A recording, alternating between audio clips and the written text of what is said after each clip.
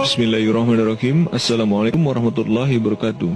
Kucing merupakan salah satu hewan piaraan yang lucu dan sangat jinak. Hewan mamalia yang satu ini telah lama berbaur dalam kehidupan manusia sejak 6.000 tahun sebelum Masehi. Kucing juga sangat diistimewakan dalam Islam karena merupakan hewan kesayangan Rasulullah SAW. Di dalam perkembangan peradaban Islam, kucing hadir sebagai teman sejati dalam setiap nafas dan gerak perkembangan Islam. Klik like dan juga share ke media sosial kalian juga, biar teman-teman kalian juga tahu apa yang kalian tahu. Mari kita sebarkan ilmu tentang agama Islam yang insya Allah bermanfaat untuk kita semua. Satu lagi, tonton video ini sampai selesai, biar nggak salah paham.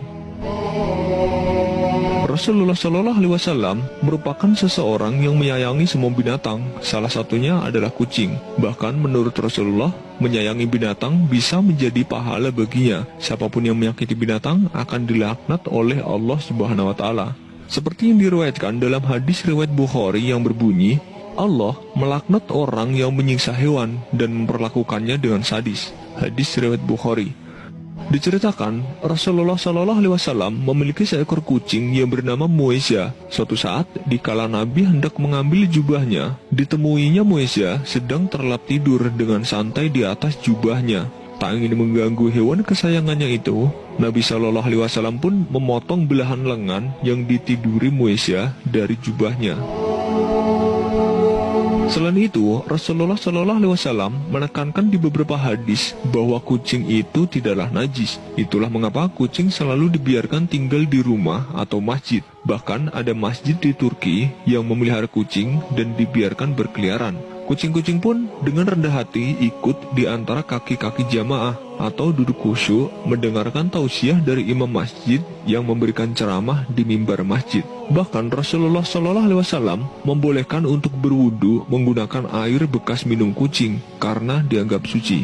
Dikisahkan Anas dan Ali bin Al-Hasan, suatu ketika Rasul pergi ke suatu tempat di Madinah, lalu ia menyuruh Anas, "Ya Anas, tuangkan air wudu untukku ke dalam bejana." Kemudian Anas menuangkan air ke dalam bejana dan Rasulullah SAW pun menggunakan bejana itu untuk berwudu. Namun datanglah seekor kucing menjilati air di dalam bejana tersebut. Lalu Rasul berhenti dan menunggu hingga kucing selesai minum. Setelah itu Rasulullah SAW melanjutkan untuk berwudu. Melihat kejadian ini, Anas pun bertanya kepada Rasulullah. Lalu ia menjawab, "Ya Anas, kucing termasuk perhiasan rumah tangga. Ia tidak dikotori sesuatu, bahkan tidak ada najis." Seperti dalam hadis riwayat Tirmizi, Rasulullah bersabda, "Ia atau kucing tidaklah najis. Ia binatang yang suka berkeliling rumah." Beberapa video kucing ini membuktikan kalau hewan kesayangan Rasulullah SAW ini memang gemar berdiam di masjid. Ketika mendengar azan, seekor kucing yang tadinya sedang bermain dengan kucing lain terlihat membangunkan jamaah yang sedang tertidur di Masjidil Haram. Seketika, jamaah itu pun bangun untuk melanjutkan ibadah.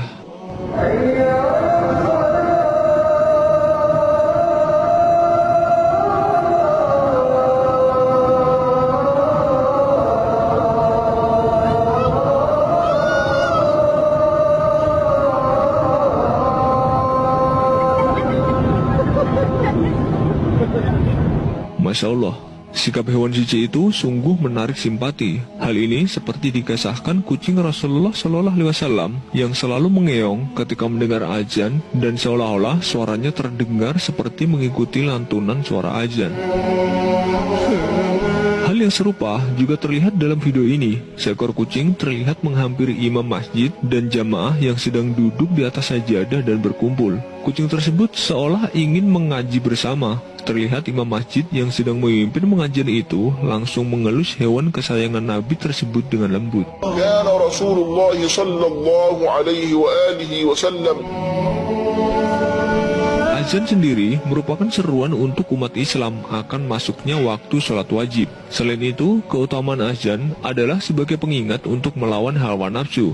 Maksudnya, adalah ketika kita malas melakukan jamaah di masjid, apalagi setelah azan dikumandangkan, hendaknya kita melawan kemalasan itu, karena sholat berjamaah memiliki pahala yang besar. Seperti yang dikabarkan oleh Abu Hurairah radhiyallahu anhu, Rasulullah bersabda, seandainya orang-orang mengetahui besarnya pahala yang didapatkan dalam azan dan shaf pertama, kemudian mereka tidak dapat memperolehnya kecuali dengan undian, niscaya mereka rela berundi untuk mendapatkannya. Hadis riwayat Bukhari dan Muslim. Wallahu a'lam bishawab. Wassalamualaikum warahmatullahi wabarakatuh.